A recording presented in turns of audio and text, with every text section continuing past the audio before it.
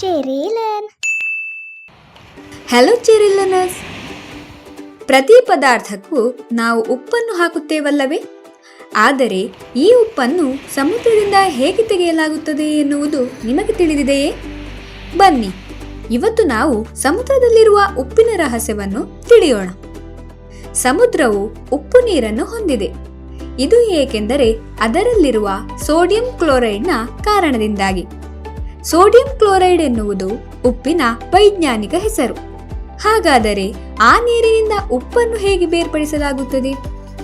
ಈ ಬೇರ್ಪಡಿಸುವಿಕೆಗೆ ಉಪ್ಪಿನ ತೊಟ್ಟಿಯನ್ನು ಬಳಸಲಾಗುತ್ತದೆ. ಉಪ್ಪಿನ ತೊಟ್ಟಿ ಎಂದರೆ ಹೆಚ್ಚು ಆಳವಿಲ್ಲದ ದೊಡ್ಡದಾದ ಕೊಳ. ಈ ಕೊಳದಲ್ಲಿ ಸಮುದ್ರದ ನೀರನ್ನು ಸಂಗ್ರಹಿಸಲಾಗುತ್ತದೆ. ಉಳಿದೆಲ್ಲ ಕೆಲಸವನ್ನು ಸೂರ್ಯ ನಿರ್ವಹಿಸುತ್ತಾನೆ. ಸೂರ್ಯನ ತಾಪಮಾನದಿಂದ ಆ ಕೊಳದಲ್ಲಿರುವ ನೀರು ಆವಿಯಾಗಿ ಗಾಳಿಗೆ ಸೇರುತ್ತದೆ. ನೀರು ಪೂರ್ತಿ ಆವಿಯಾದರೆ ಉಳಿಯುವುದು ಯಾವುದು? ಉಪ್ಪಲ್ಲವೇ?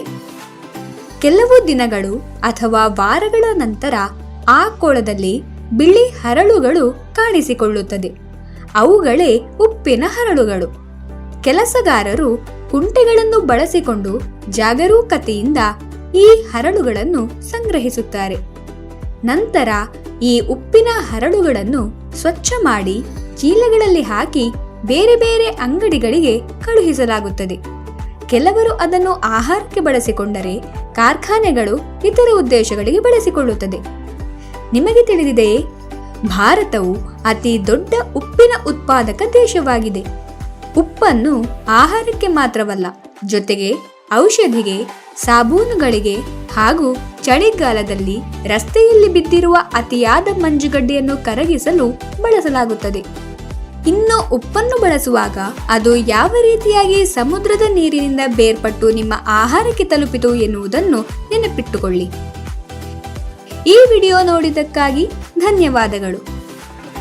ನಿಮ್ಮ ಸ್ನೇಹಿತರಿಗೂ ಇದನ್ನು ಕಳುಹಿಸಿ.